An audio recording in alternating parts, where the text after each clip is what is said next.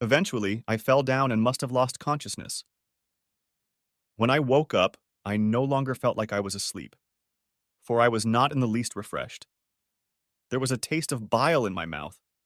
I was shivering from lying in the dewy grass without a jacket. My clothes were soaked with dew. My eyes glazed over from the tears I had shed. When I wiped them, they were dry and itchy. Maybe I'd have an allergic reaction to something and die choking when my throat swelled up. No, I couldn't be that lucky. Finally, I looked around to get my bearings. I was definitely not in a cave or Superman's fortress of solitude. I was in a turning corner on a farm. For those who don't know what that is, I'll tell you that it's a place where the irrigation system can't hit a corner. Farmers sometimes plant cover crops there, but this farmer had turned the place back into a prairie, and the native grass was about 2 feet tall, thick and very wet from dew. I realized I was only about a mile from my apartment, as it was on the edge of town in a new apartment complex. I know I had run many miles, but since I wasn't trying to run in a straight line, I slowly veered to the left and almost ran a lap. What luck that I got away and almost made it home. I wonder what Freud would say about that. A car drove down the paved county road that bordered the field, and I ducked back into the tall grass. I have no idea who was in the car, but for some reason it seemed to me that two lovers would be trying to find me. It suddenly dawned on me why the partnership contract was so onerous. Tony thought she was the one who decided everything. If I tried to give in to her in any way, slow down, go public, divorce Connie, kick them out, or do anything else, she would destroy me and my career. At least that's what she thinks. She should have waited for her lawyer to review the agreement. So now what? What's my next move? I fumbled in my pocket and found my wallet and cell phone. The battery was dead, so I had no idea how many missed calls and texts I might have. I also figured that with a dead battery, the phone would be untraceable, even by the police. I guess I didn't need to charge my phone for a while. I sat down in the grass so that only my head was visible from the road. Since it was a Monday, the traffic was quite busy. People were traveling to work in the city. Sitting still was not conducive to drying out my clothes, so I waited until the morning rush was over and then headed for the road ditch. I moved back toward town facing traffic so that I would be able to step off the narrow curb when a car pulled up to it. I certainly didn't want to get hit. It would have been lucky to survive, but to be badly injured and unable to get away from that couple. As I walked, I tried to think of ways to make them pay for their treachery. Maybe I should get a gun and shoot them both in the groin. Nope, fast track to jail. Maybe I should get in my car and run them down as they were leaving the restaurant? Nope, again, that was a fast track to jail. I'd tried many ways to get revenge, but I'd never figured out how to avoid jail. It was complicated by the fact that Tony was the one who had been socializing with the local rich and famous to build a business. I was just a designer and figured I had little to no political clout. Maybe I should divorce Connie. I mentally reasoned about it. If I sued her, I'd have to pay for all the attorney's fees, hers and mine. That was a common complaint of friends whose marriages failed. The one who sues pays all the costs. Several friends, both male and female, have been financially and emotionally broken as spouses fought their divorce to the last. No, why give her what she wants? Then she would get most of our assets and could marry Tony. That's what Tony wanted too. Why else would she go after my wife than to take her away from me? Deep in thought, I almost didn't hear the clatter of wheels on the road and almost hit the mirrors of a huge pickup truck driving by. Only the honk of the horn made me look up in time to take a step to the side and almost fall into the ditch. This was where I needed to keep my cool. The mile to the condo didn't take long enough to make a decision. I was still debating my near and distant future in my mind as I approached the corner, located on the next street over from my former home. I stopped and peered behind the nearest building. Luckily, all I saw was my car parked in front of my once happy home, now turned into an empty building. How to approach it now? I needed clothes and toiletries. Well, maybe not a razor. Now I didn't need to maintain a clean-shaven look. Maybe a goatee would look good. I smiled, imagining lamb chops on my narrow face. Maybe I still had a sense of humor. Stepping off the sidewalk, I quickly headed straight down the front of the townhouses to my car. I quickly unlocked it, started it, and moved it to a place where it couldn't be locked. I then went back to the condo for my personal belongings. Thankfully, there was no critters in there. There was a note on the desk, but I ignored it. Instead of a suitcase, I took my bags. The bags were much easier to maneuver if I needed to leave the house in a hurry. Soon, I had everything I needed for a few days. Unless she changed the locks, I would be able to go inside when I needed to grab some more clothes. The camera and laptop with their respective chargers were in the bags. It took a few trips to the car. I took my belongings in order of importance so that in the event of an alarm, I could hastily remove them. I didn't need the pictures. I looked at the various drawings and then went to check on Connie. It was missing. What a surprise. I guess it was now hanging prominently in Tony's house. This hardened my heart even more. Time to go. I headed to the local branch of our bank, where I quickly set up a new account and transferred half of our savings and funds there. This would give me some respite. I then stopped by Walmart to pick up a track cell phone. Activating it, I called Jerry Caldwell, my attorney, and brought him up to speed. We now knew why this partnership had been proposed and why it was so onerous. Jerry asked if I was going to get a divorce right away and confirmed my assumptions about what would happen. I've decided to ghost for a while until I figure out what I really want to do. I know that I was way off the mark in my 33 years, so there was a distinct possibility that I would want to have a wife again if I could overcome my fear of rejection and humiliation. He asked me to come into the office, and I signed a power of attorney for medical and financial affairs. Connie had no right to decide what would happen to me if I suddenly became incapacitated. I could even forbid her from seeing me if I ended up in the hospital for any reason. That eased my anxiety a bit, as I didn't want to see her in the near future, or maybe forever. Back in the car, I put my old cell phone on the charger I always kept there. I had one more thing to do before I turned into a ghost. Stopping for a snack at one of the fast food places, I turned on my phone and waited for messages and missed calls to stop beeping and notifications before sending my message.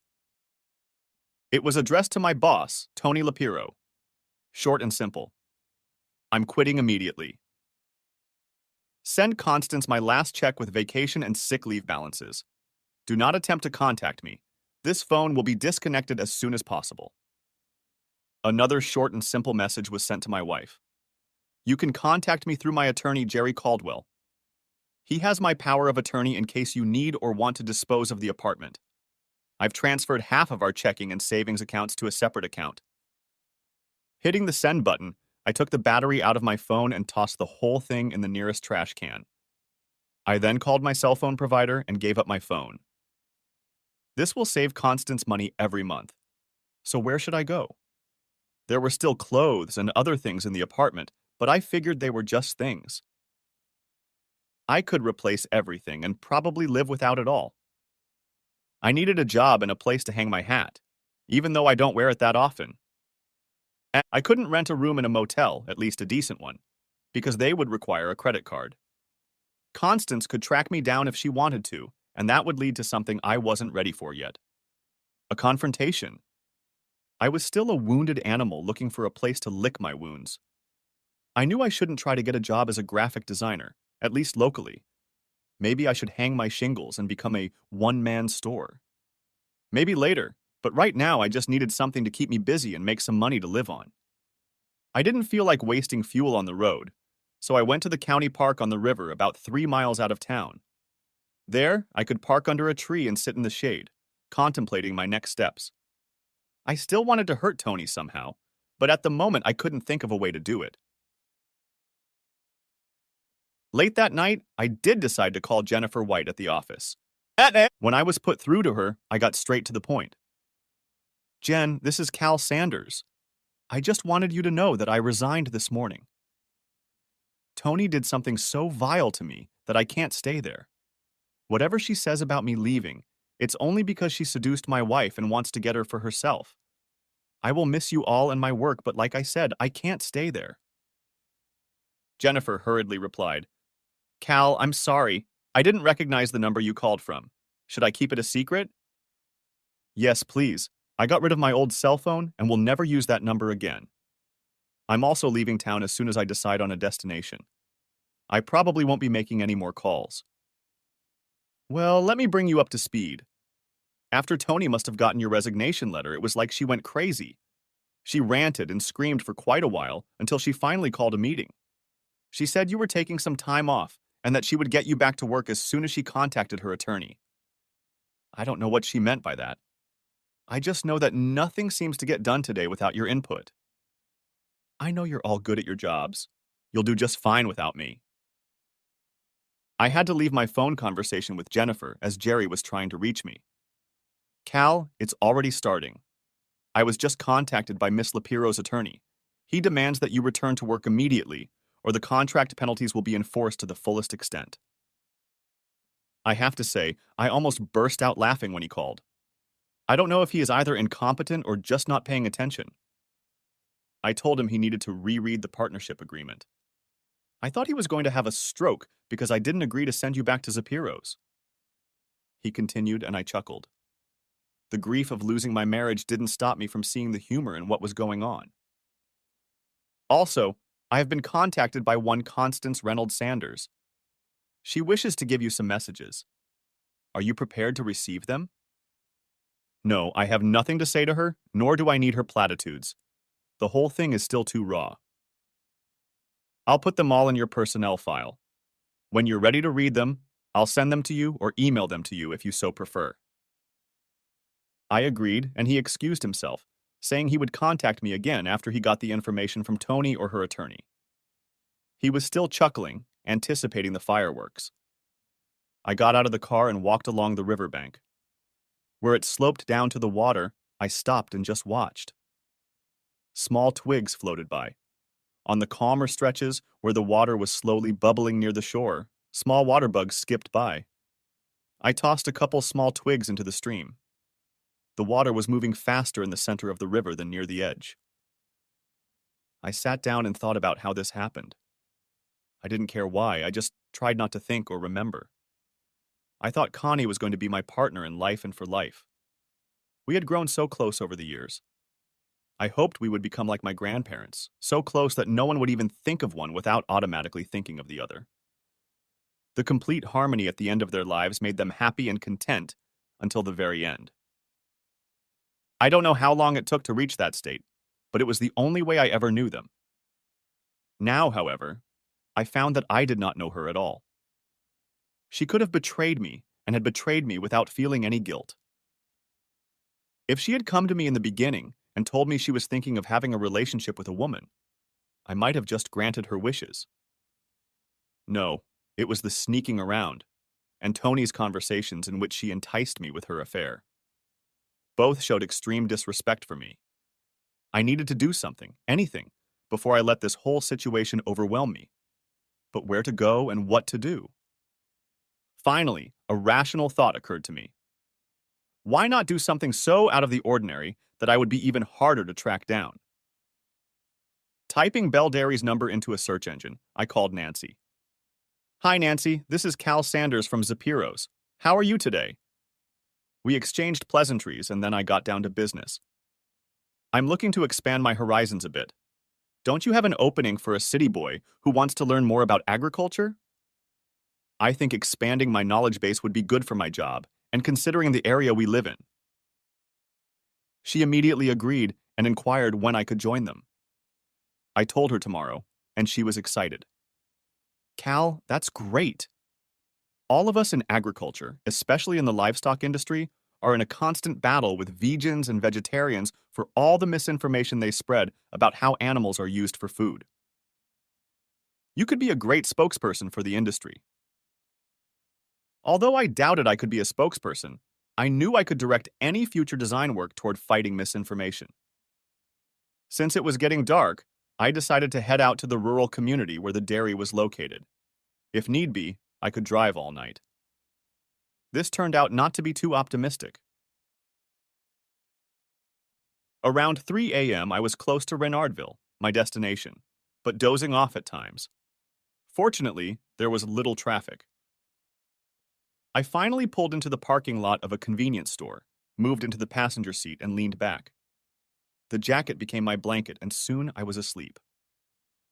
For the second night in a row, I was homeless and couldn't find a bed to lay my exhausted body on.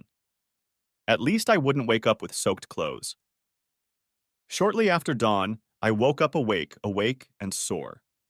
I got out of the car and walked around the parking lot, then stopped at a diner for breakfast before heading to the dairy farm. Jim liked my work on his logo and was proud to wear Flossie on his t-shirts, but doubted I could be an effective member of his team. So I worked hard and asked thousands of questions, because I had no farming experience that could help me. Over the next weeks and then a few months, I learned first how to clean stalls, then moved on to using a small loader to load dried manure into a self-propelled spreader. I would then head out to the fields to spread the manure as organic fertilizer. Sometimes it had to be supplemented with other fertilizers. I helped clean the sewer system that carried urine to the sump. The sump was crusted over, and I was warned many times not to fall over the railing, as the bacteria in the crust could be fatal if it got into a wound or mouth. I progressed further and further up the ladder where I was to do the milking, and then perhaps learn how to process the milk before it arrived in a tanker to be transported to the factory. During this time, I heard from Jim several times. The first time was about a court hearing regarding a partnership agreement. For some reason, the copy that Tony's attorney had was missing the last page with IP-Free's signature, and the entire revised agreement, except for the signature page, was missing. Our answer to the lawsuit included a complete copy of the agreement for the judge to review before the hearing. This should be fun. The second contact from Jim concerned Connie. She was selling the condo and wanted me to go along with it. I provided this to Jerry since he already had my proxy. I didn't care what she did. I decided that she would move in with Tony. Jerry relayed to me the request to contact her. I just didn't know why she hadn't started divorce proceedings yet, but I certainly wasn't going to initiate contact with her. I then received a text message from Jennifer White.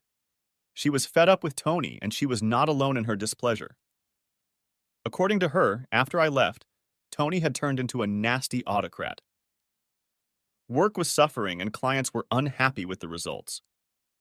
I regretted this because the people Tony had were very good and could very well do very good work.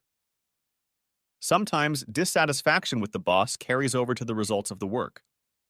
She also informed me that my deputy would be someone I knew very well. Tony had invited Connie to be her partner and chief designer. It was a little funny.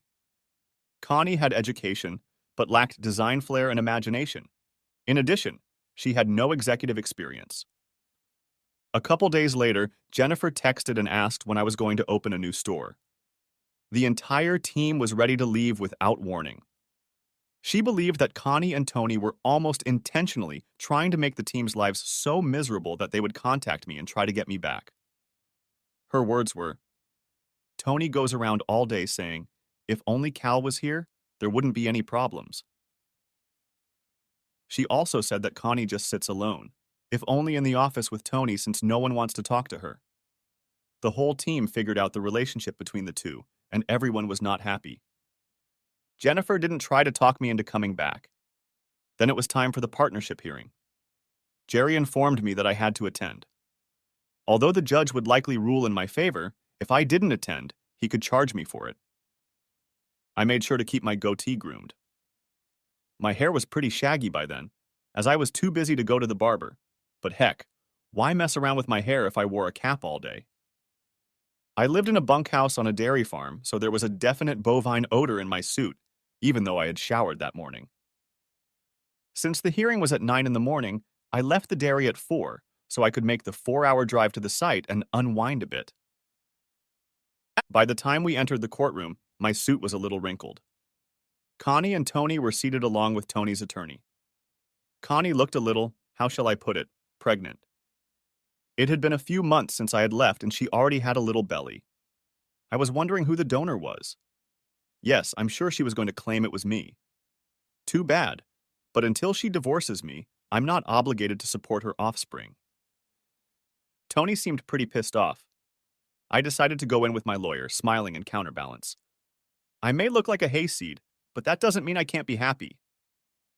I threw a brief glance at both of them as we sat down, but from then on, I was facing the judge. The hearing went about as we expected. First, the judge reprimanded her lawyer for coming up with such a cheesy agreement. Then the judge gave them both a chance to withdraw the petition or face perjury charges. Tony's lawyer couldn't have settled any faster if you shot him out of a cannon. I'm guessing he only filed at her insistence. God only knows what she thought she was getting out of it. Maybe she thought she could talk to me and tell me what an asshole I was. After passing judgment, Jerry and I stood up and headed for the exit. Connie jumped out in front of us.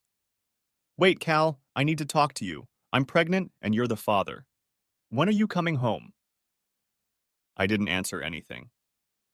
Then she got a little confused and grabbed me by my funky lapels.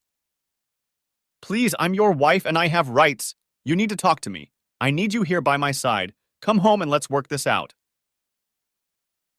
I twisted her arms enough that she let me go. The bailiff was watching closely. You have no right to talk to me. None whatsoever. By the way, you sold our house, so there's no home to go talk to. Get a lawyer and file for divorce, then I might have to talk to you. I think you're in a hurry to marry your whore. By the way, make her pay for your offspring. I don't know why you think I'm the father. You'll have to prove it to me. She tried to grab me again. I looked at the bailiff. Doesn't that constitute battery?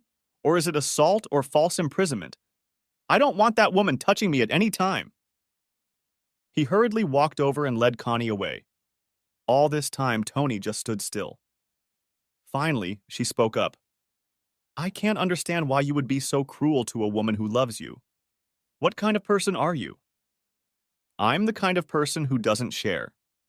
I'm the kind of man who refuses to forgive sins against him when the sinners feel no guilt. I'm the kind of man who finally takes off the blinders and sees bitches for what they are. Bitches and whores who betray others. I'm also the kind of guy who doesn't want to talk to anyone who did him wrong ever again in his life.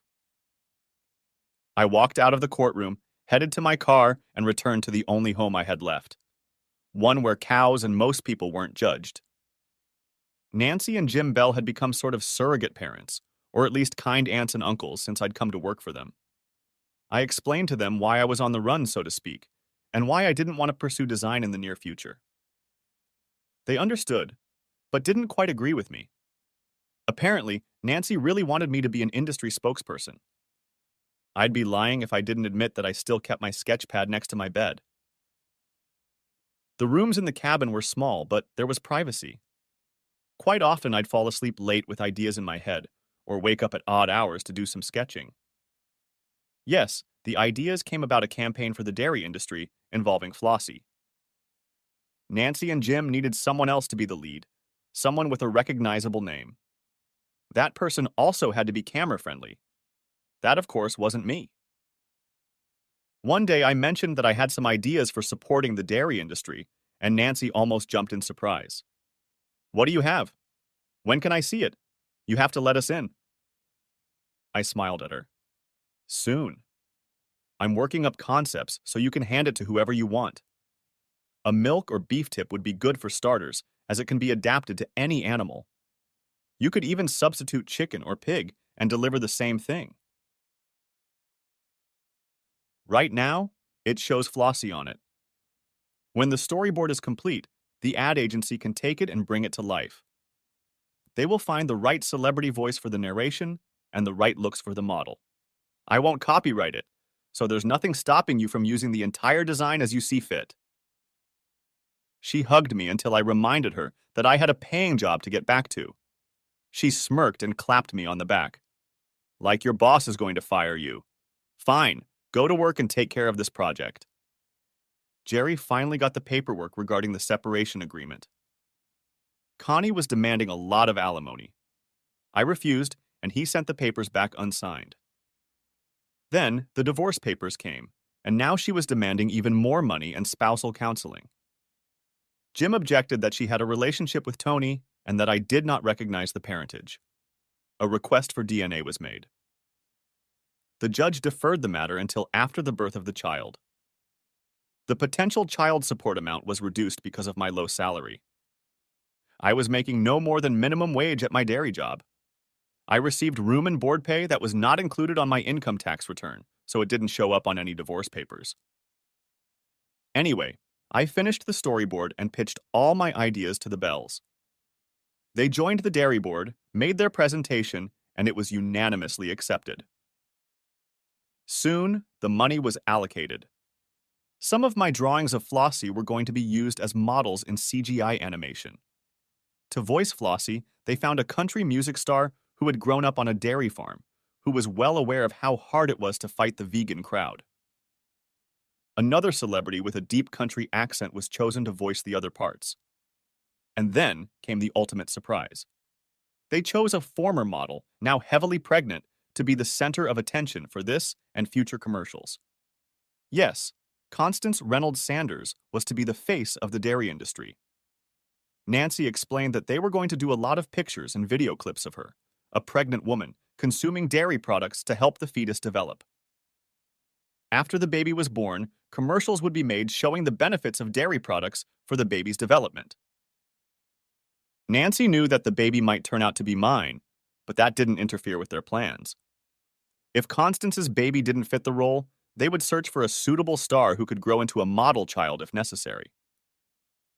The Bells didn't hesitate to tell anyone who asked where the campaign came from, even though I didn't copyright the material or ask for compensation.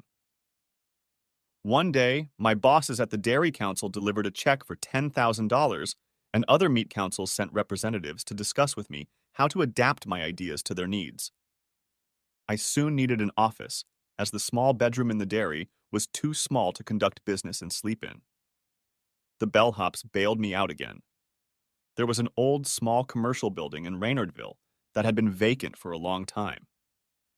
I don't want to say how long, but first of all, I needed to replace some small windows and get the birds and vermin out before I could start cleaning. The Bells wisely told me that I had no more work with them unless my new project worked out.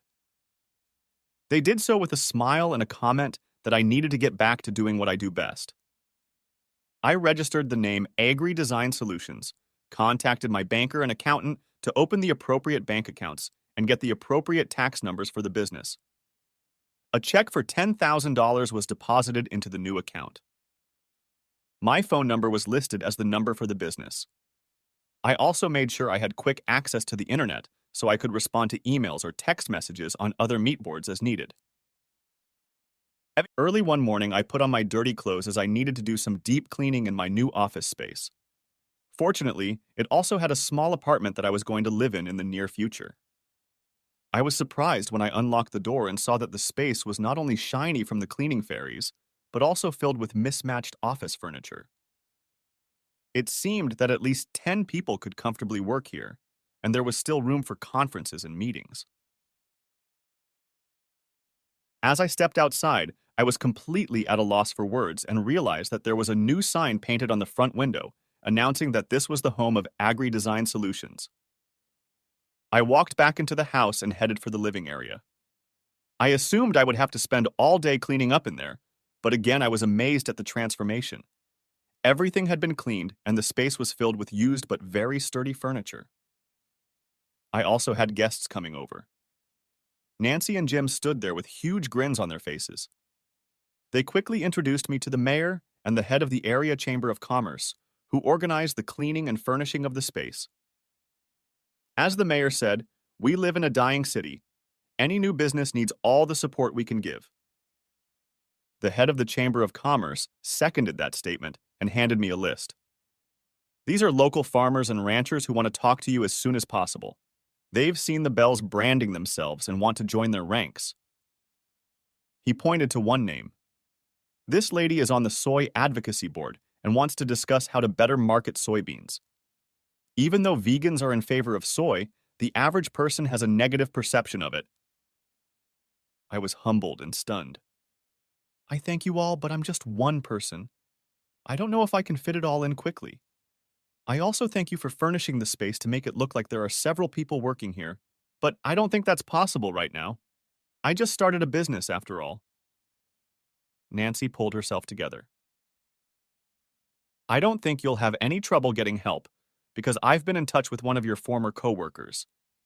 You remember Jennifer, don't you? I nodded. So, Zapiro appears to be in big trouble.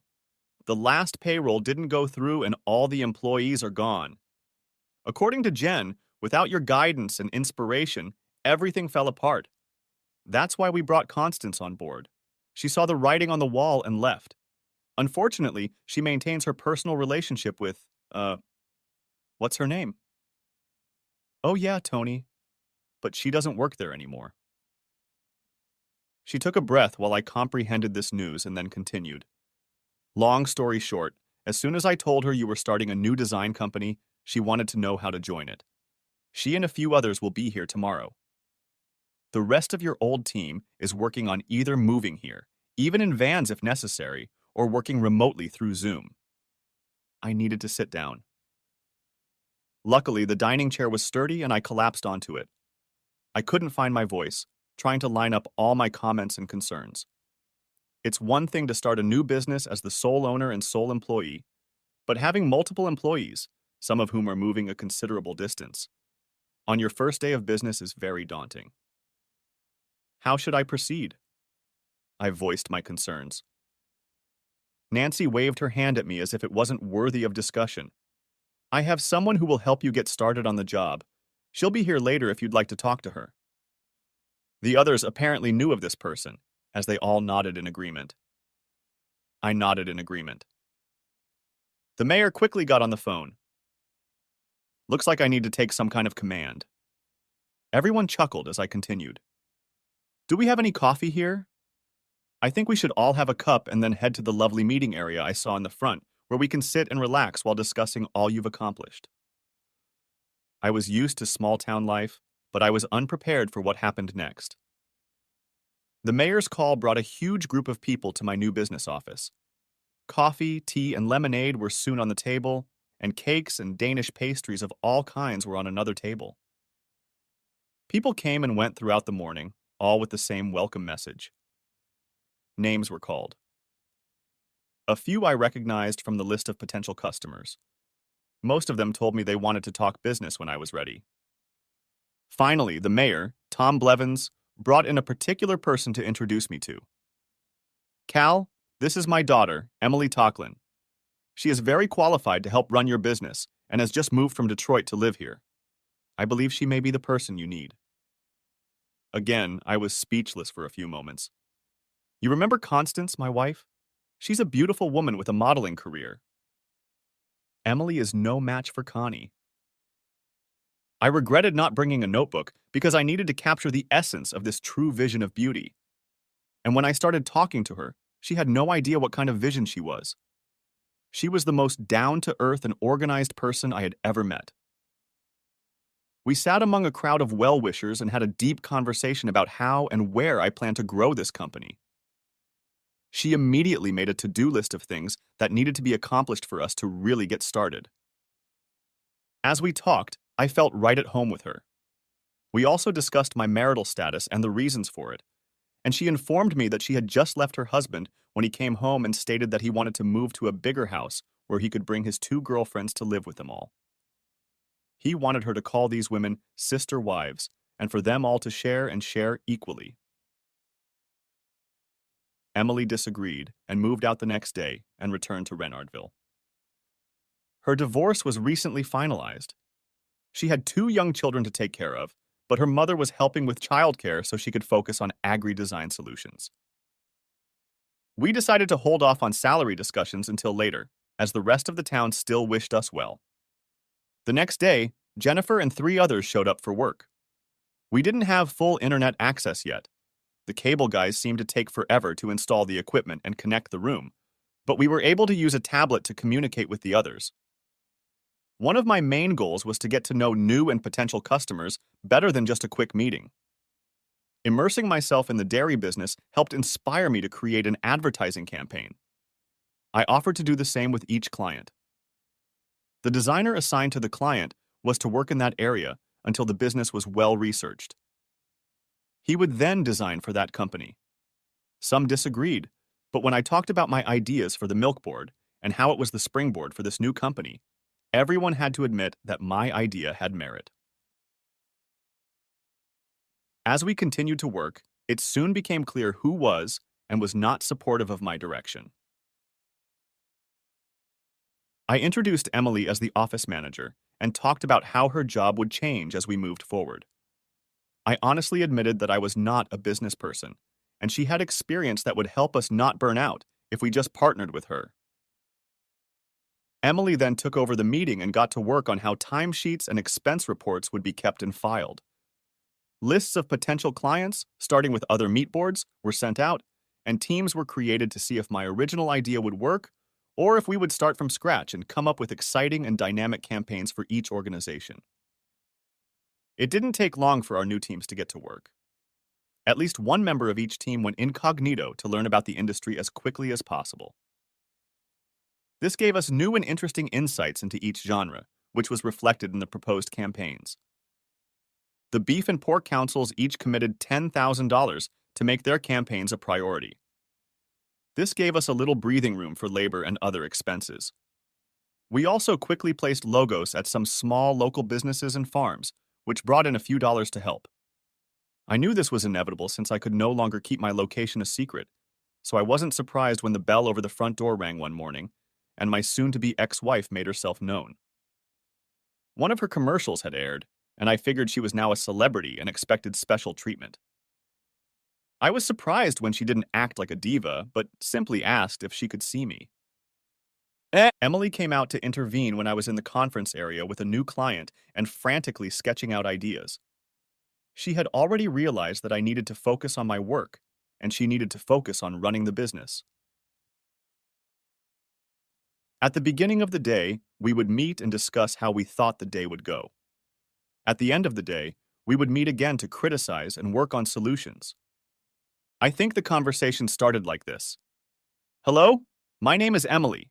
I'm a business manager. How can I help you? I'd like to speak to Cal, please. I'm sorry, but he's busy with a client right now. Did you have an appointment? Emily later recounted that Constance smiled regretfully at that question. No, I was hoping that if I just came in, he would talk to me. I don't think he would ever make an appointment for me. I'm sorry, but I'm a little confused. Why did he refuse to meet with you? I'm his wife. Oh, that explains a lot. Please have a seat. Do you need an extra cushion to sit on? It had to do with Constance's late pregnancy. I guess Emily knew from experience that the old tailbone sometimes gets tender when the fetus increases in size. Emily stayed close by to see if Constance needed anything. She brought her a glass of water and some coffee cake. Several older women from the church were so impressed with our new company that they brought us pastries or coffee cake every day. I was thinking of organizing a gym so we wouldn't turn into couch potatoes. Constance and Emily were making small talk. I was so engrossed in my client that I didn't notice her show up. I assume Cal told you about our relationship problems. Emily replied, Cal and I exchanged marital stories on the first day we met when we were discussing how I could help him with the business. There has been no comment since, even when we saw the dairy commercials. She paused. He seemed pleased that you portrayed a mother-to-be using his ideas to promote the industry. Actually, I was trying to impress him. His ideas are very good and should help paint a more realistic picture for the consumer. Do you know how he gets his inspiration? He seems to be very knowledgeable about the industry. Emily gave a quick smile. I think he went to work at the local dairy after he left his last employer. He cleaned stalls, cleaned milking machines, spread manure, and then spread it over the fields. I think that might explain his background. Also, his former employers are good friends and visit him every time they come to town. They have a lot of experience in the field and will answer any question. Constance seemed surprised that I was doing manual labor as described. She had always known me as an artist and graphic designer. She looked around. Is it just Cal and you working here? I see a bunch of empty desks. How's business going? Emily smiled again. Are you asking for you or your lover? From what I understand, she closed her business and is working as an entry-level designer for her old company. Do you want him to succeed here, or do you hope he follows her path? By the way, what's her name? Constance seemed to blush slightly. I'm curious because I want him to succeed. He left, actually ran away, when I tried to assure him that I loved him despite his looks. I never meant to hurt him. I just fell in love with another man, someone I felt the same deep love for as I did for Cal. He just couldn't stop himself from trying to understand and accept. She paused to see how Emily would take her comment. Her name is Tony, by the way. And how has your relationship been lately? Do you two still get along like newlyweds? Constance's face must have turned red then. We've had some problems. With Cal leaving, there's been some friction between us. The pregnancy didn't help. We had planned to work things out for a few years before I got pregnant, but he overcame my birth control and now we're going to have a daughter. We, meaning you and Tony, or we, meaning you and Cal? Actually, in a perfect world, it would be Cal, Tony, and me, and we would love her the way three parents should love her. Emily seemed to start laughing. I heard her and looked over to see who she was talking to. I tried to keep her presence out of the way of my clients, for they didn't deserve the drama that was about to unfold in a few minutes. I couldn't hear what Emily was saying to Constance, but I could see the facial expressions. It foreshadowed a contentious reunion. As I said, I didn't hear their conversation. Emily responded to Constance's outrageous comment about all three of us having to be the parents of her future baby girl. You know, you're almost as delusional as my ex-husband. He wanted me to be part of a harem and for his whores to have an equal say in the raising of our children. I left him so fast he's still going crazy. I haven't known Cal that long, but I know he would never have agreed to your perfect life. How long have you been married to him? Do you even know him? I think that was the end of the conversation. From my seat, I heard my favorite wife say, I think you've had enough. Tell my husband I'm here, and I have to talk to him. I thought she was going to stomp her foot like a child who has been told he can't eat a piece of candy. Her look was thunderous. I don't think a spike in blood pressure was healthy for her pregnant state, but what do I know? I ignored her. I had clients to work with at the moment. If she didn't like it, she could make an appointment like everyone else did. I turned to my clients again. They raised Simmental beef and wanted their brand to showcase that. I offered to do a profile of one of their bulls with the branding and ranch name in the center of the side of the beef. I made sure that the profile was really one of their bulls so that it was authentic and not just clip art. Once I had a good sketch on a sketch pad, we agreed to the concept. We went up, I shook their hands and promised to do a color example on the computer in a few days. Then they would make a final decision. After they left, I took a deep breath and slowly exhaled. It was time for the final confrontation. Thankfully, Tony wasn't accompanying Constance to Reynardville. I walked over to the chair Constance was sitting in. I didn't greet her as I didn't want to see her. Constance, why are you here? I told you to have all of our conversations through our attorneys. The divorce is on hold until you give birth. Then there will be a parentage determination, and I will pay you child support if it is proven that the child is mine. Actually, she is, Cal. She's going to be a beautiful baby. Don't you want to hold your own daughter in your arms? No, as long as you or Tony have the right to decide how to raise her.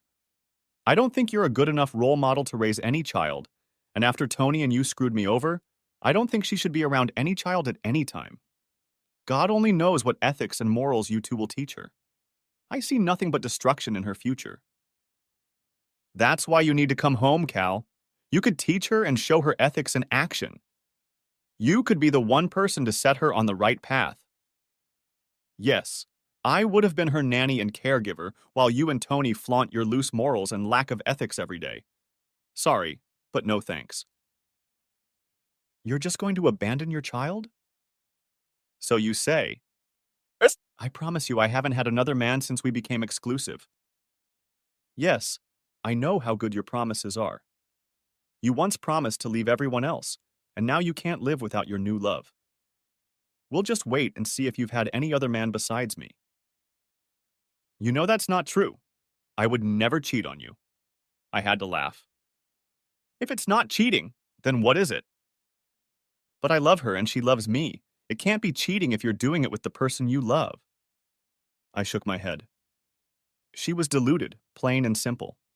You can't argue with a delusion like that. It could drive you crazy. I don't think we have anything to discuss. You need to leave. If you don't, I will have you removed for trespassing. I have no intention of seeing you again. From now on, send your comments through my attorney. I will have him forward them to me. I don't promise to respond. But your daughter will be born soon. We need you at home, both Tony and I, and your daughter. I want you to be in the delivery room with me when she's born. Will Tony be there too? Of course, she will be Jenny's second mom and my birth coach. She should be there. If there's one person I want to see less than you, it's my former boss. No, I won't be there. Get a DNA test done as soon as possible, and I'll provide my sample without argument or delay. If it's mine, I'll pay court-ordered child support. I warn you that I don't make much money, as the business is still new and just starting to turn a profit. Hell, I wasn't even allowed to pick a baby name. It had already been decided by two whores. I didn't voice that complaint, as she would surely inform me that among the vast number of unread messages, there was probably something about the baby's name. I didn't want to give her the satisfaction of pointing out that little fact. I led her to the door. I really wanted to grab her arm and push her out, but that would have looked ugly to anyone who might see me pushing her out the door. I opened the door, and she obediently stepped out. Constance, I'm not kidding when I say I'm going to have you removed for trespassing. You don't need my services in any way, shape, or form other than possible child support. Do not come back here and do not attempt to contact me directly again. That goes for your local whore as well. Have a safe journey home. Not that I care about you, but your unborn child should be safe. I closed the door after her reply and locked it. I hoped the sound of the lock slamming shut would let her know I wasn't kidding. A few minutes later, I unlocked the door as we had appointments. A week later, Jerry called to let me know that I was the proud father of a 7-pound, 8-ounce baby girl, with blonde hair, 10 fingers and toes, and blue eyes. I wondered again about paternal ancestry, since both Constance and I have dark hair and brown eyes. I had already taken the DNA test to the lab and sent the results to Jerry. There is no way they could have tampered with my results to match little Jenny's. Once Constance gets the baby girl's DNA results, any competent doctor will be able to compare them and determine if she comes from my loins. I'd like to say that Emily and I had struck up a romantic relationship, but it was too soon to tell right now. We got along just fine. Sometimes she had to take her little ones to work with her when her mother had a conflict. We put a bench with a drawer in the conference area so they could keep their toys there and play with them. If it happened that a client had a meeting, Emily would take the kids to the apartment and they would play in the living room while Emily answered the phone with a cordless phone. Since some employees worked remotely and still lived in my old small town, we served clients in both communities and surrounding areas.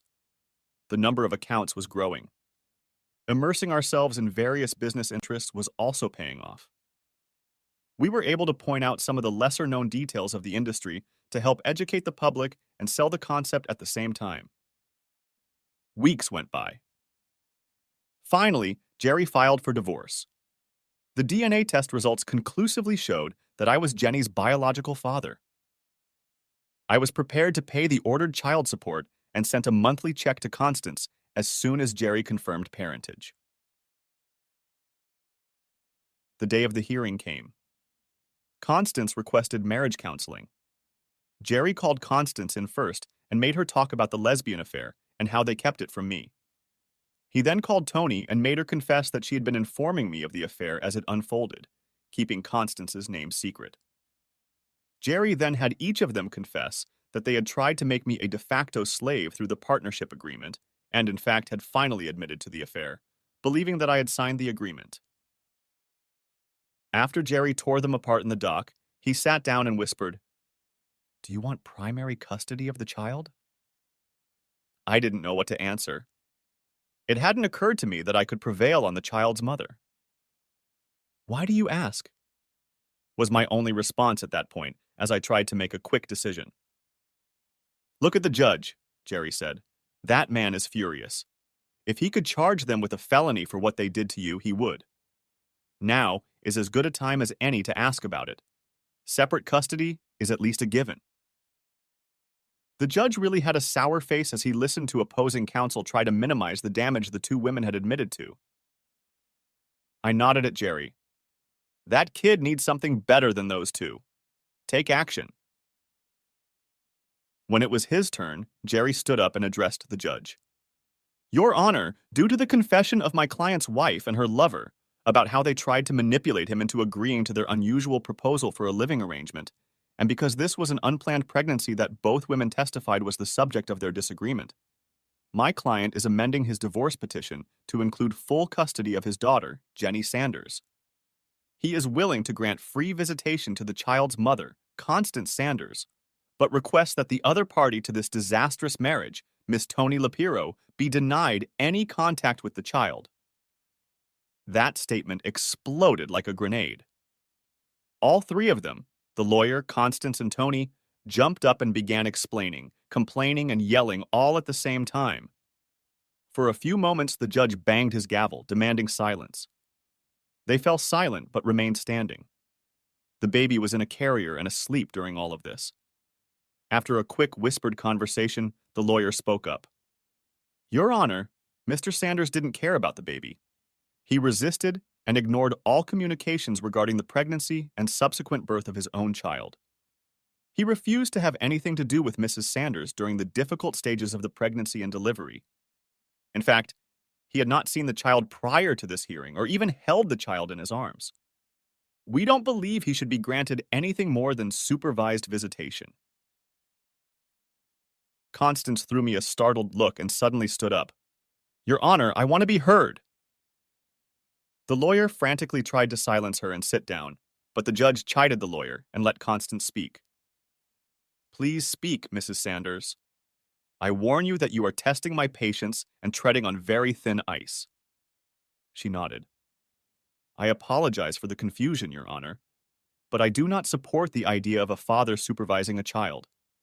If it were my will, he could move home today and be the good parent I know he's capable of being. He's innocent here.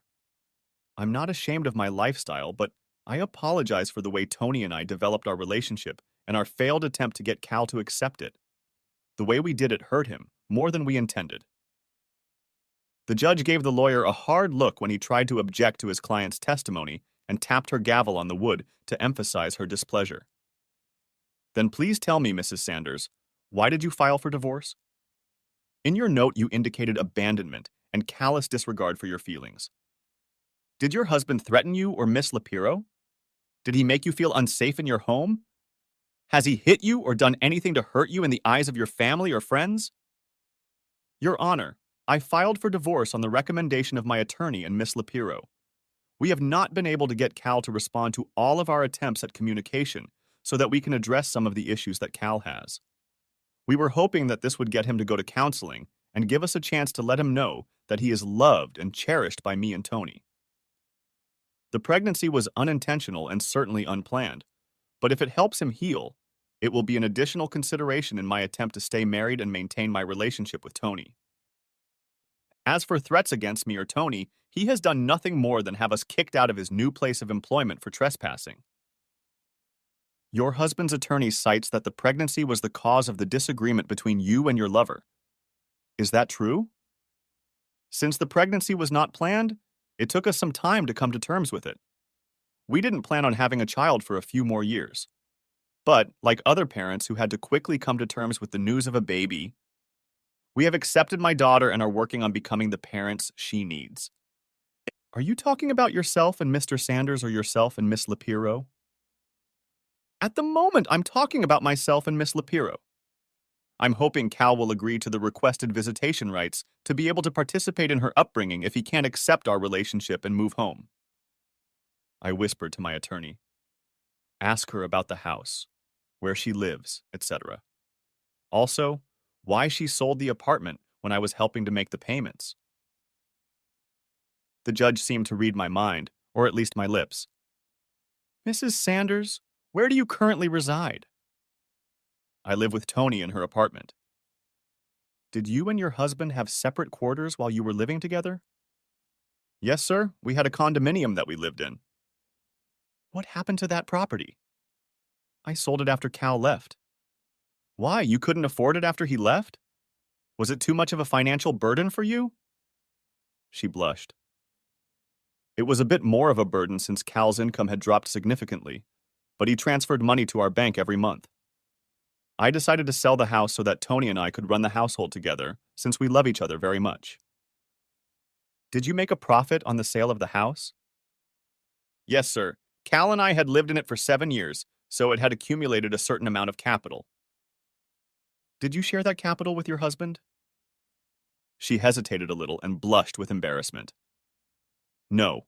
Tony's business was failing, and I became a partner. We used every means possible to keep the business from going bankrupt. It didn't work, and the business failed anyway. Tony now works for another company. He looked at the papers lying in front of him. I don't see a partnership agreement in these papers. Did you have a formal contract? No, sir. Tony and I had a gentleman's agreement. She promised that I would return everything I put into the company when it became profitable again. Did your husband know about his money being used in this venture? She shook her head. Did you try to tell your husband what you were going to do with the money from the sale of your joint home? She shook her head again. In other words, you conspired to have an illicit affair with your husband's boss, flaunted it while hiding your identity, then concocted that nasty partnership agreement to get him to approve of your intentions to change the marriage. Then, after he left, you sold joint real estate to invest the money in this same woman without an agreement, while hiding it from your husband and preventing him from knowing how the money was being used. Then you and his former boss try to force him to honor the contract you think he signed, but commit fraud when you take the case to court. Now, you want him to just say, "It's okay," and move home, to your lover's house and become what? An unpaid nanny? And this is with you flaunting your relationship with Miss Lapiro? Your Honor, Cal would not be an unpaid nanny. I will accept him with open arms as a full partner in our relationship. I want him with me where he belongs. I think I've heard enough. I'll take all of that into consideration, and I'll let you know my decision a week from today in this courtroom, the same time we started this trial. He banged his gavel and walked out of the courtroom, and we all stood in silence. I shook Jerry's hand and hurried out of the courtroom. I tried to get ahead of any attempt by Constance and Tony to interrupt me. Constance tried to take the baby in her arms and yelled at me, asking if I wanted to see my daughter. I hardened up and kept moving even though it felt like I was wading through molasses to get out of there. Jerry didn't let Tony catch up with me, just blocking the passage. I realized from the shit she was spouting that she had never been a friend, just someone to use, abuse, and then try to control for her own ends. That week, I stayed at a motel. Agri Design Solutions was already successful in the niche that Tony had carved out with Zapiro, and now it needed an office here in my old hometown. Every day, I met with the Chamber of Commerce and various realtors in search of a suitable space to hang my hat on for myself and my coworkers. Of course, they showed me the old Zapiro headquarters since it was designed for this type of business. The landlord's representative was somewhat puzzled when I refused to even walk through the door and left, telling him to look for something else for me. I had several reasons for not renting this space, and one of them was that someone might think Zapiro had reopened under a new name. Sorry, we were a new and unique business, and we didn't need old baggage dragging us down. And yes, there were too many bad memories associated with that office space for me to use it. Eventually, I settled on an old retail space like the one in Reynardville. There was a parking lot, not very big, but in a place where our name would only become known through street traffic. I called all of my local staff to come in and look at the space. We soon came up with a decor plan, including murals on the walls and special curtains for the large front windows depicting some of our work. It's amazing what you can get these days. I also ordered the same curtains for the office in Reynardville. When it was time for the final hearing, I put on a new suit and tie. I still had a goatee, but my hair was neatly trimmed, fitting my role as a businessman. I had acquired the habit of wearing a hat, so I came into the courtroom wearing a fedora. Jerry and I sat and talked softly as we waited for the judge. Constance was alone with her attorney. I guessed that Tony was babysitting or had moved the baby to an undisclosed location in case the judge ruled in my favor. Constance looked sad and dejected. What I didn't know was that the judge had issued an emergency order to the Child Protective Services office, and Constance and Tony's home had been visited. Constance felt like she was going to lose her daughter. She didn't know that CPS had also visited Agri Design Solutions in Reynardville and hit on Emily and the women in the community. When I was informed that I was being considered as a possible home for Jenny, all of the women in Reynardville came forward and said they could be potential caregivers for the child if needed. I hadn't mentioned to anyone that I might become a caregiver, as I was still reeling from the thought. Emily obviously took it for granted and soon had the second bedroom fully equipped with furniture and supplies to bring the baby safely into the apartment. I got a kick out of not informing Emily of the turn of events at the hearing. She made me smile as she gave me hell. When she told me how the residents came to the rescue, I vowed to never leave Renardville, even if our satellite office ended up doing more business than Renardville. It was humbling and gratifying to be welcomed into the community so quickly. Anyway, on to the hearing. The judge called us all to order. He solemnly announced his decision. As you both now know, I have asked the Department of Health and Human Services, Division of Child Protection, to immediately investigate both of you. I needed to find out which parent would be able to provide the best environment for the child to develop and grow. Ideally, it should be both of you in a traditional family, but that is not the case in this instance. He paused and cleared his throat. The preliminary report I have doesn't say that the father, Calvin Sanders, or the mother, Constance Reynolds Sanders, would be better for this child. Now that the Department of Health has gotten involved, there will be additional site visits and investigations to make sure that whatever decision is made today is in the best interest of the child. Constance was relieved. I suppose she thought her lesbian relationship might have swayed the investigator to my side. I felt some relief myself. Taking on the role of full-time father to a child who was only a few months old was very challenging. We waited with bated breath for his final decision. I have reservations about keeping the baby in the current situation because of the chicanery, outright lies, and attempts to manipulate Mr. Sanders into being nothing more than a slave to two women who definitely did not have his best interests at heart. The lies that have been told and admitted in this courtroom make my stomach churn.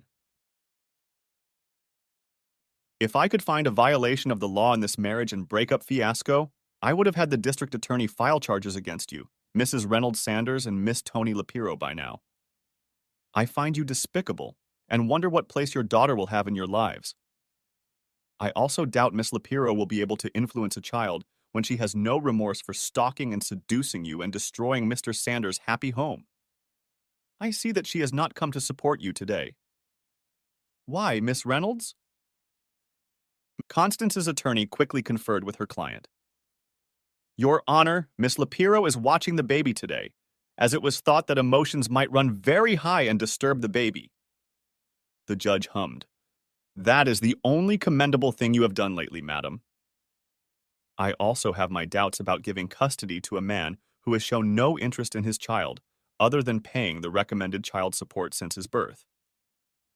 You noted last week that Mr. Sanders has made no attempt to visit the child or even hold him in his arms. This lack of attachment is troubling, even though I have positive feedback and recommendations from the residents of Reynardville. I only nodded as the same thoughts swirled around in my head. Even with the help of the residents of my new hometown, was I good enough to be Jenny's parent? He turned his full attention to me. Is there any possibility of you moving here and continuing to run your business? I understand you're opening an office here. Hearing this, Constance turned her head sharply. No, Your Honor, there is no reason to move here. As you probably know, this is not my hometown. I grew up 1,000 miles away and only came here for my education. I stayed here for the business opportunities, and then the opportunity to open a graphic design office with Miss Lapiro. Never, ever, anywhere have I felt as comfortable as I do in Reynardville. The entire community has not only welcomed me, but has been extremely supportive of not only my budding business, but of this endeavor as well. I have been humbled and overwhelmed by their recognition and support.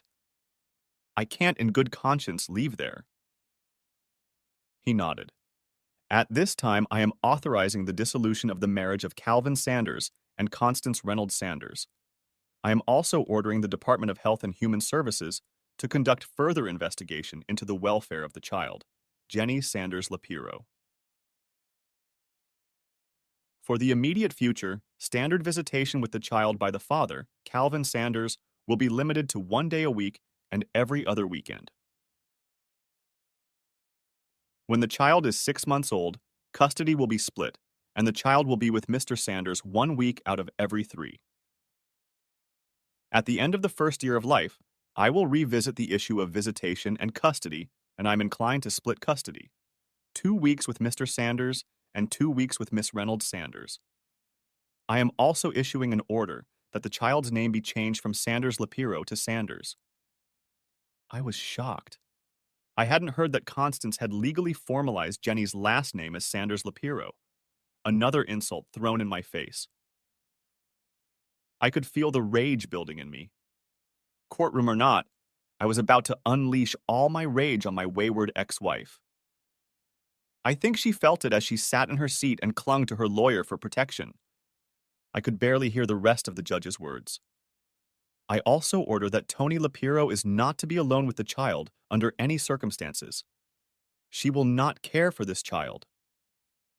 If an investigation by the Department of Health shows that she is in any way affecting the welfare of the child, I will order that the child be removed from your home and immediately placed in the care of Mr. Sanders, who will be the sole custodial parent. He looked intently at Constance. Do you understand? Constance looked confused. Sir, we live together. Why can't Tony communicate with our daughter? My decision is based not only on the story of how she seduced you and forced your husband out of your life, but also on an investigation I ordered. I found that your husband was the driving force behind Miss Lapiro's business, which failed. Once he left, it was a foregone conclusion that the business would fail, despite the money you had invested in it. Clearly, Miss Lapiro is not the businesswoman she thinks she is. The partnership agreement she tried to force on him to make him the ultimate cuckold, and almost a slave to her, is also part of this decision. Also, it bothers me that you gave her so much money to try to save the business without any repayment schedule or contract. The fact that you didn't even try to split the money from the condo sale with your husband or get his involvement in the disposition or investment of that money. I am concerned about whether you are looking out for the best interest of your child when it comes to your lover. I realize that you have gained some notoriety as a representative of the dairy industry and that your daughter plays a significant role in that. Constance nodded. My investigator uncovered a plot by Miss Lapiro and your attorney to patent your daughter's name and likeness, become her agent, and profit from that fame now and in the future. His look spoke volumes. Jerry Caldwell was almost trembling with the urge to jump up and claim something in my favor. I was utterly bewildered at this turn of events. The rage swept from Constance to Tony. How could a man who was such a good friend be involved in such a despicable case? The judge was focused on Constance and paid no attention to us at all. Did you know about this?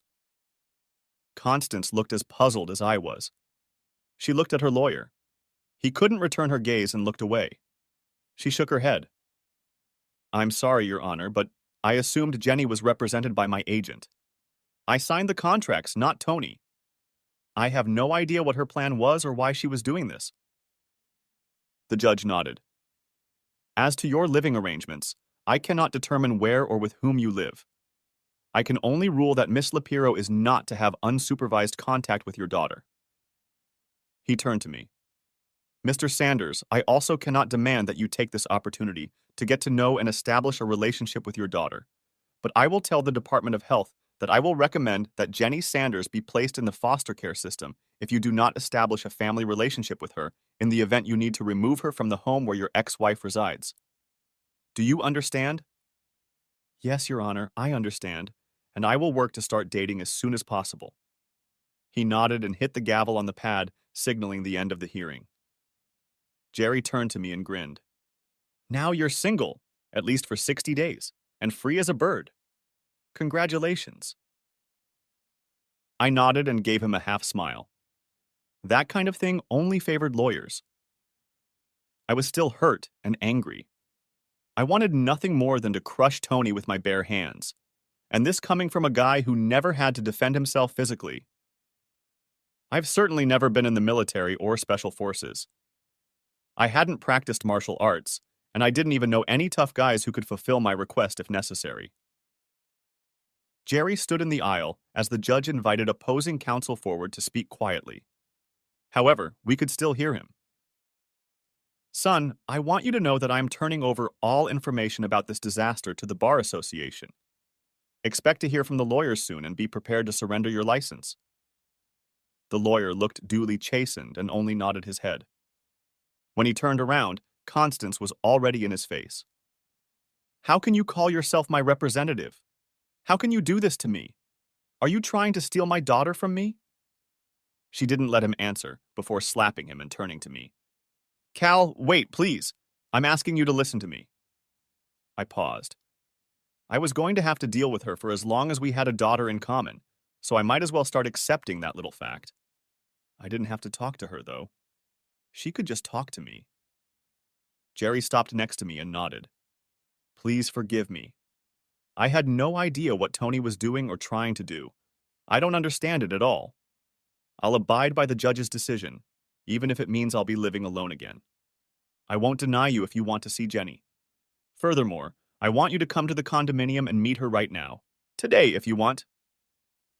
I can't bear the thought of losing her, and I can't bear the thought of not having her father in her life. Please come and meet her. She tentatively touched my sleeve as if she wanted to grab me and drag me along. I just pretended to be a statue and didn't even pull away. Her expression screwed up even more and she sighed, pulling away.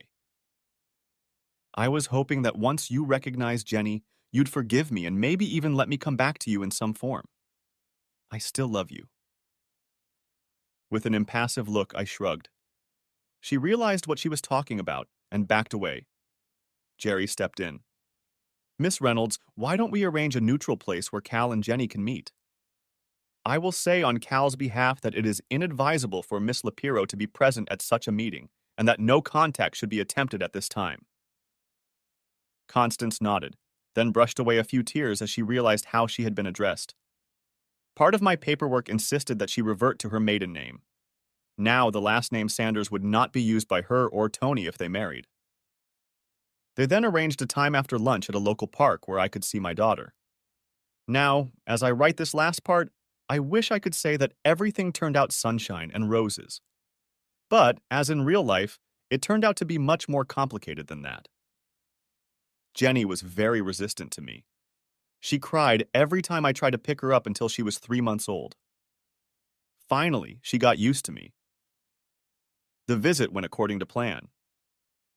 When Jenny turned 6 months old, Constance weaned her off breast milk so that she would have no problem feeding her daughter when she was with me. I had to give up my plan to use a small apartment at the facility. The nice people at the Department of Health's Child Protective Services barely approved that apartment for the times I left her there. Once I started living with her every week out of 3, I needed a better and bigger place to live.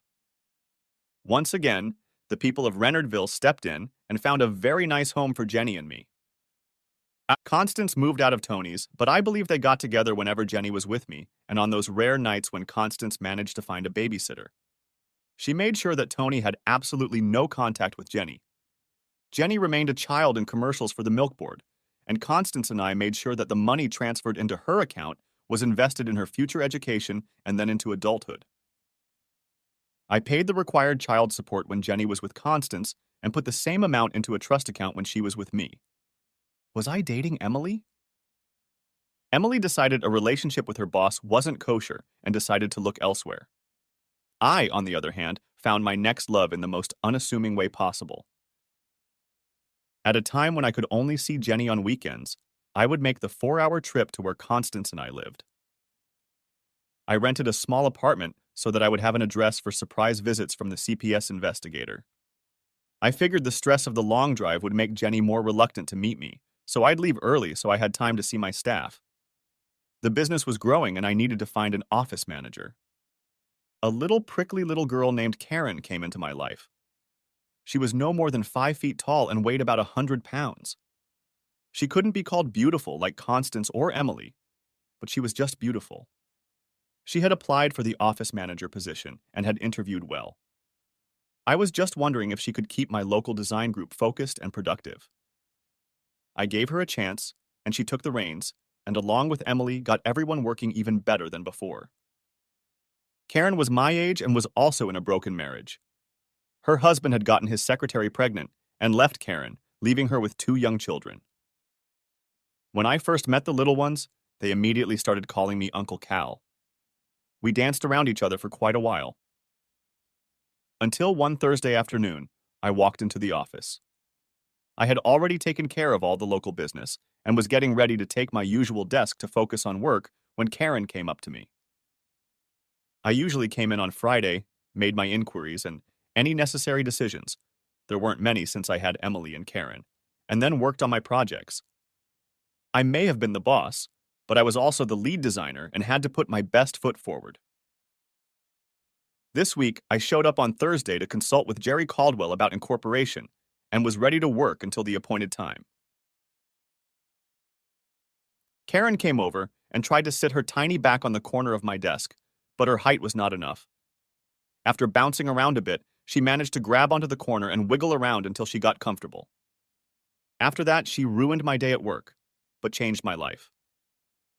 Look, I know you won't make the first move because of the current quid pro quo rules, so I'm going to make the first move.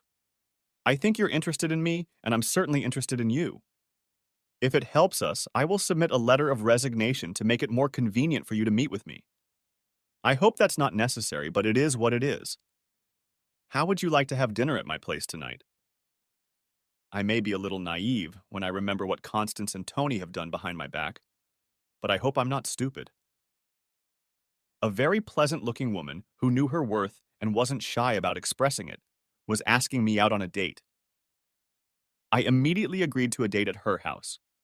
From there, we progressed from there. Finally, Emily and Karen came to me and offered to switch places.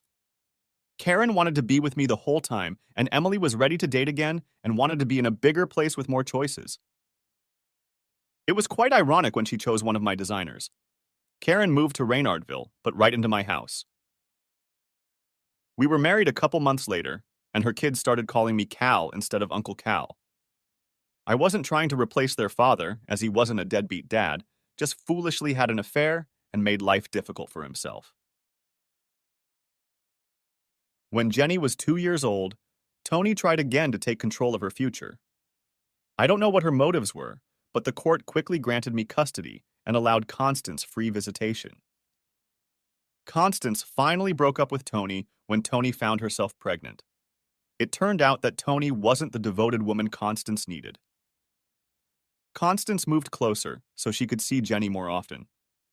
She still shoots commercials and uses Jenny. These are good faces for the dairy industry. My business is growing. We are taking on larger projects in the surrounding major communities. I guess I'll have to open another satellite office soon. It's too bad Tony had to go off the rails. This could have been her success. You want to know more about Tony? Well, she stopped exercising during her pregnancy and gained about 50 pounds that she never lost. Her boyfriend turned out to be married and a coworker. She made such a fuss when he refused to acknowledge the pregnancy that they were both fired. Eventually, while looking for a new job, Tony ended up on Social Security and Medicaid benefits. Her son was born prematurely because Tony had eclampsia and was later diagnosed with autism. He is receiving special help to develop all of his natural abilities, but he has a long and difficult road ahead of him. Tony is now reportedly finding it even harder to attract men or women into relationships. And yes, I am happy. My life is turning out well. Thanks for asking. The end. If you haven't watched the first part, be sure to watch it. The link will be in the description. Thanks for watching. I hope you enjoyed it. So subscribe to my channel and watch the next video.